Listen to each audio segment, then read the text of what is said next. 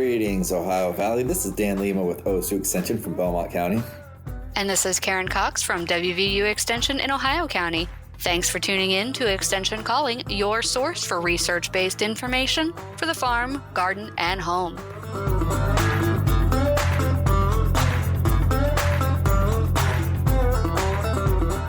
Hello, Karen. Hey, Dan. So we are back for another Extension Calling wonderful topic. We always talk about the pleasant things, don't we? Oh, we do. Well, sometimes we do. Sometimes we talk do. about the less pleasant things. It's a balance, right? We always talk about balancing. Yeah. When it comes to conversations, problems usually kind of find their way to the top, don't they? They do, and I think that's why our news feeds are filled with all of the bad stuff, because it seems like it is so much more important to deal with what's going wrong than to appreciate what's going right. And I really think that now this show is not going to help with that, but I really think it's important for us in general to spend more time thinking about what's going right and what's good. Yeah. Because it is so easy to focus on what's wrong. Absolutely. I think it's almost innate. Like it makes sense to talk about problems because you want to make them better. But the thing is, if everybody's talking about problems, no one's talking about how to do things correctly. Yeah, we need to get beyond the, well, how do you fix it, to how do you not have a problem in the first place? Yeah, that's a better put, for sure. Yeah, and so from the perspective of invasive species, when you look at trying to deal with them, it's so much harder than preventing them in the first place. And one of the things we can do is make sure that we have good ground cover and not as many bare spaces, because weeds are nature's band-aids, right? And open soil is considered a wound to nature. Yeah. And so if we can avoid that open soil, then hopefully we can avoid so much of the spread of these invasives. And we talk about weeds, and you were talking about nature's band-aid, right? You got an open bare spot, weeds are going to grow. Yes. So when we talk about plants in general, so a weed is a plant that is grown in an unwanted place. Yep. So a corn plant in a soybean field is a weed. Mm-hmm. A soybean plant in a cornfield is a weed. Yep. You wouldn't think that corn and soybeans are weeds, but context, right? It's all about context, yeah. And in general, something we don't talk about with seeds is obviously moisture is a big part of seed germination, but particularly with the smaller seeds, the stuff that's harder to see, the stuff that when we talk about big seed banks, we're talking about small seeds that are almost invisible to the eye. Mm-hmm. Maybe not microscopic, but very hard to find in soil. Light is a major stimulator of seed germination. And when you were talking about opening up the bare spot in the ground, nature's band-aid or weeds, well, all those small seeds are getting that light penetrating in, and that causes germination. You can't think of it as darkness versus light, because it's more of quality of light that goes through. So filtered light is essentially the same as darkness when you're talking about a plant's response to light stimulus. So if you have something growing on top, even though it's not pitch black underneath those plants, the light's filtered, and that actually prevents a seed bank from germinating. But when you mow too short, right? When you till or when you just clear like a bunch of weeds and you open up the ground, when you're getting that non-filtered light, that's what's going to stimulate germination. So it's that filtered light that's your friend. Right. Because basically the seeds know that something is absorbing the ultraviolet and red and blue. Well, they have sensors. Exactly. Yeah. It's not like they're smart, but there are sensors, and it's like a switch on and off. And if you're getting filtered light in terms of wavelengths, it's a different signal than unfiltered light. So yeah, those receptors are there, and you either turn them on and you can turn them off. And the funny thing is, even if they're turned on, you can still turn them off. So not everything germinates. Right. Whatever gets up there first then starts filtering the light again, and all the other seeds that maybe were stimulated will turn themselves off until the next close mowing. Yeah, and plus, there in addition to light, you need warmth for germination, right? And you need a certain amount of heat. And so that is typically determined by the number of growing degree days. And we've talked about that on some other shows. But for certain plants, they need a certain number. Well, all plants will need a certain number of growing degree days to germinate. And so that can be monitored by keeping track of temperatures in your area and noting the number of days above 50 degrees or how many degrees above 50, things like that. But plants all have their own special timing to germinate. So that way they can get the access to that special unfiltered light in the time that they want so that they can get their advantage for growth. And so some are going to germinate in the spring and some are going to germinate in the fall. And so we're going to talk a little bit about winter annuals versus summer annuals and how that impacts how you control them. Yeah. And, an annual is defined as a plant that has 1 year life cycle. So you got the seed, the seedling, the mature plant. It goes into reproductive stage, sets seed, and then it dies back. And that sounds pretty harmless, but they can be a big nuisance. And in fact, a lot of the annuals are very hardy. They can outcompete many, many things. And depending on growing season, the crop, an annual can be the biggest nuisance that you will deal with. Well, and not even just farmed areas, that we're talking about mowed spaces, any disturbed area, really. And yeah, when you think about an annual, they aren't spending a whole lot of time building up a hefty trunk. They're not spending a lot of time building a really deep root cellar to store their starches for the winter. They are spending their time making new seeds to make new plants. Yeah. Some of these annuals, you're looking at 30 to 50,000 seeds per plant. Yeah, they're trying to get above the canopy, take over the energy, and then put in a bunch of seeds. That's right. And some of these seed banks, for example, stilt grass, I believe, has 3 to 6 years that those seeds are viable. So even if you control this first crop, you have this seed bank in the soil, which means you're going to have to keep monitoring and controlling. And of course, we also have wildlife, right? And wind and water that help to move these seeds around from place to place. So just because you've taken care of all of your unwanted plants in 1 year doesn't mean they're gone forever. And like nature's Band-Aid, right? There's always a seed bank. There's always a seed bank, and there's always some disturbed soil waiting for a plant. Yeah. They're not impossible, but they do require work. And I think more importantly, they require consistent inputs at certain times that make them more effective than others. One of the things, I don't think it matters if we're talking about a perennial versus an annual, but when a plant starts getting large, it usually ends up being less receptive to most chemicals, especially annuals. Annuals are notorious for this. When they get above a certain height, they don't really respond to the herbicide as much as it would when it's smaller. And that has to do with many things. A lot of times it's energy flow. So you're not thinking a weed's a problem until it's big. But sometimes by the time it's big, it's harder to deal with. And it could even be to the point where it's not economically feasible to deal with it, depending on whether it's a commercial farm or, even just a garden, it could really set you back. And I just kind of made a statement where I said, typically the larger the weed, the less responsive it is to an herbicide. And there are exceptions, but in general, most of the time, the smaller the plant, the more an herbicide will affect it.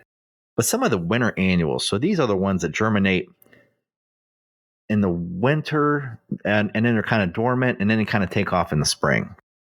And these things are probably the ones that you'll find that are really competing with a lot of your crops that you seed in April and May. So you have things like chickweed, you have horseweed or mare's tail. You got a lot of the mustard species. You have shepherd's purse, which is, I want to say it's another category of a mustard. You also have purple dead nettle. That is another winter annual, if I'm correct, Karen. Can you help me out with that one? Yeah, that one fits in this category as well. And so these are the weeds that you kind of see early on in the planting, in the growing season. One big nuisance here, mare's tail. Mare's tail is something that if you're trying to grow corn, it is one that unfortunately does have a lot of resistance to a lot of chemicals, and it's an annual. So, we talked about the seed bank over there, and corn production in general. You're going to make that soil bare. You're going to plant the corn, and if you have a high enough seed bank of mare's tail, it'll come up. If you spray, if you have, like, for instance, Roundup resistant corn, and I know I'm heading in a direction that could take a major tangent, Karen. So, yeah, try to wondered where you're going here. But let's say you got Roundup ready corn, and you're spraying your mare's tail, and it doesn't all die, right? But you got a decent kill, and that there's a mare's tail in there that's going to grow up. It's an annual, so it shoots to the top. It might affect the small cluster of plants around it, but in general, that year you did pretty good, and you got good corn yield, and you got some good kernels, but that plant went to seed and set a bunch of seeds on the ground, right? So next year, remember, that was the one that didn't die from the Roundup spraying, so from the glyphosate. So then that following year, now you got this huge seed bank, so you till, and what's in that seed bank is a lot of glyphosate resistant mare's tail, and you're planting glyphosate resistant corn again, but now you're going from one or two plants to hundreds to thousands, possibly, depending on how many of those seeds germinated. And now it does affect your yield. So it is something to watch out for. So now, you have one less thing that you can use in that field that works against. In this case, it's a winter annual. So it's not a perennial that comes back every year. But in a way it does, because the seeds that are set are seeds that have been selected from a plant that is resistant to glyphosate. Right.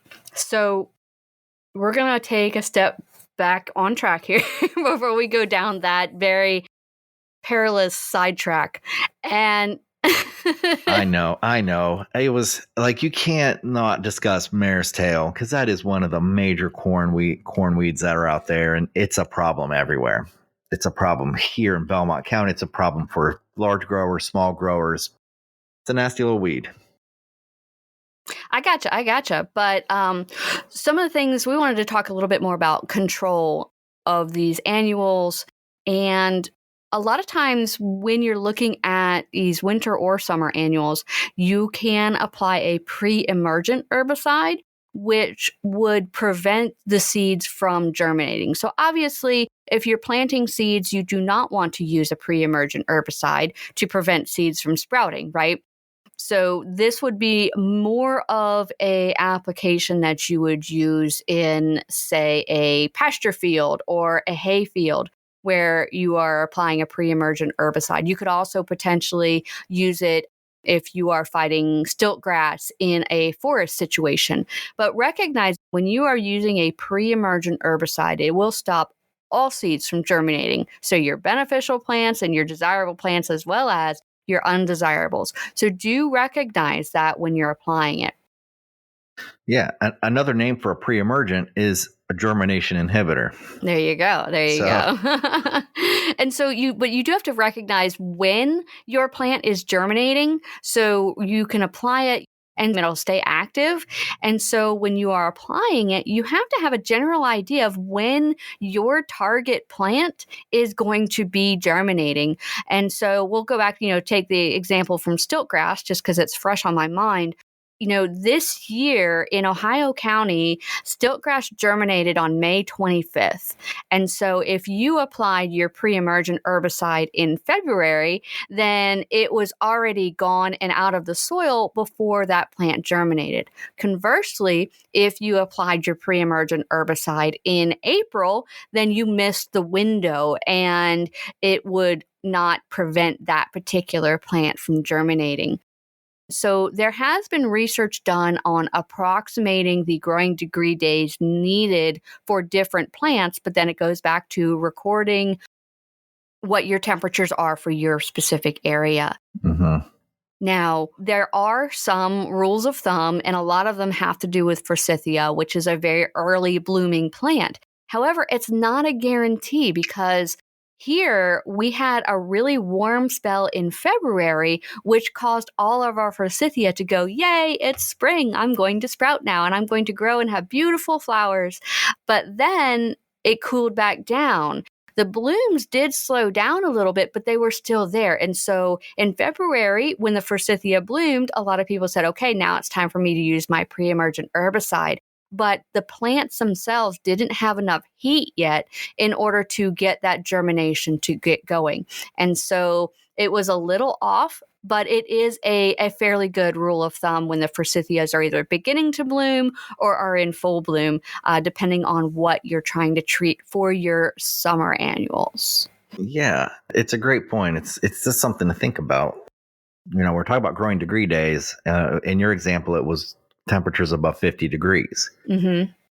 And the thing is, when it's abnormally warm for a short period, yes, you're getting those growing degree days in. Mm-hmm. But let's say one thing follows another, right? And then it drops. So then it warms up and then the temperatures drop again. And you're basically done adding growing degree days. So things that would probably 9 out of 10 times happen within days of each other are now happening within a week or 2 weeks of each other because it was abnormally warm. Mm-hmm. And one thing to kind of take caution with growing degree days is using them early. Early on, you can have those flukes. And in this case, you're right, that happened. The forsythia bloomed and maybe the crabgrass didn't jump on it right away. But also, if you have a cool season annual or a winter annual, then they're going to germinate in the late summer, not in the spring. And so knowing the difference between the summer annuals that germinate in the spring and the winter annuals that germinate in the fall is really critical. So you have to know the plant you're trying to treat. And that's where you can go to extension, take a picture or bring the plant in. We'll help you get it properly identified so that we can get the proper control measures in place. And it makes it tough, right? Because the winter annual would not work with the germination inhibitor based on that example. If you're applying it in the spring, yeah. Yeah, if you applied it in the spring, but the winter annual then will germinate in the fall over winter, right? And take off in the spring. So you're applying the spring germination inhibitor, it's not going to work, but you'll catch some of the summer annuals. Yes. Some examples of summer annuals now, those are cocklebur, nightshade, pigweeds, and ragweeds. Oh, pigweed's such a tough one to control. Oh, yeah. There's such a heavy seed bank with pigweed. Once it gets established, it gets really rough. And ragweeds. And with these winter and summer annuals, something else that I've noticed is, of course, they all have huge seed banks, but depending on what happens, like rainfall, temperatures, just a few key things that can happen. What you'll find is, some years you'll have common ragweed everywhere. Some years you'll have mare's tail everywhere. And you're like, why is it so bad this year? Well, remember early on in the show, I was talking about how you can shade out certain things and it'll prevent them from germinating. Well, if you think about it along those lines, if you do have a winter annual that's shading out a lot of the summer annuals that are coming on early in the spring into summer, then they might not germinate as fast, or maybe one of the summer annuals that has a little bit later germination might take over because there's more sunlight available after the winter annual dies back. But what you'll find fluctuations, and it's not that there's not the other thing out there. It's just that conditions were better for one thing versus the other, and that's what you're seeing. But just because it happened one year doesn't mean it's going to happen the following year. Tricky business, Karen. This is true. Yeah, and your actions and activities are going to impact what you end up having, right? And so you may do a really great job controlling one set of the undesirable plants, and that activity opens up the space for the second round of undesirable plants to come in. And so that's why we really push making sure you're maintaining a good coverage of desirable plants to shade out the undesirables, regardless of when they're going to be coming up. Now, we do want to talk a little bit about how to manage without using a pre-emergent. So you can use a post-emergent herbicide, which basically you don't necessarily need something that is systemic to get into the roots when you're talking annuals, but you do need to treat them before they start shooting up and getting to their seed head if you want to control them that way. And that is the best time to control them. So is there any specific weed, Karen, that you want to kind of discuss on how to kill? Oh, goodness me. How about poison hemlock? Well, poison hemlock is a biennial. Yeah, it's not an annual. So, well, it is in some locations, but not here. It's a biennial. It's a biennial, and it's all right. Let's not go down that track because we're going to run out of time. Well, so okay. How about this? How about the common ragweed? Right. Yes, let's do that because everyone has allergies. We'll really appreciate this. Well, common ragweed, again, treated at the right time. Ohio State, along with, Karen, I think everybody's in this but West Virginia, Indiana, Illinois, and Missouri. Well, we're in a different district. I'm just teasing. We're Northeast. You're Central. We're right next to each other, but you're in a separate location. It's true. We are different regions, so I guess there's different budgets, and budgets pretty much run everything. So the College of Food, Agriculture, and Environmental Science at Ohio State, along with Indiana, Illinois, and Missouri, the Great Mizzou, we basically do a weed control rating where it's a percentage of kills, right? And that's really important because 70% of 100,000 in acres and acres of fields is possible. So 70% of 100,000 is still It's still a lot. 30,000 living plants. Uh-huh. And it's not hard to have them come back. So even though you're thinking, hey, I just killed 70% of the population, a rating of 7 is not a good rating. Really, you want 90% and higher to consider it effective control of a weed. So common ragweed was probably not the best example because most of the common types of herbicides that we use in pasture fields and hay fields, it pretty much is easy to knock back. But something like nightshade, here's something interesting. Nightshade, if you use 2,4-D, has a 70% kill rate. So depending on how much nightshade you have, 70% is not going to do much. So 2,4-D by itself is probably not the best option. In fact, products that give you a 90% kill, Chaparral, Grazon, and Milestone, some of these give you better kills, but just because something has a really good kill of a certain weed that you have in a pasture or hayfield doesn't mean that it's the best for that farm, because there are restrictions associated with different chemicals. So you actually, when you're making a decision to figure out what to spray and when to spray, you really got to figure out, one, is that plant going to be responsive to that spray? And the example was mare's tail. When it gets big enough, it doesn't respond, even if it is sensitive to it. So you got to spray them small.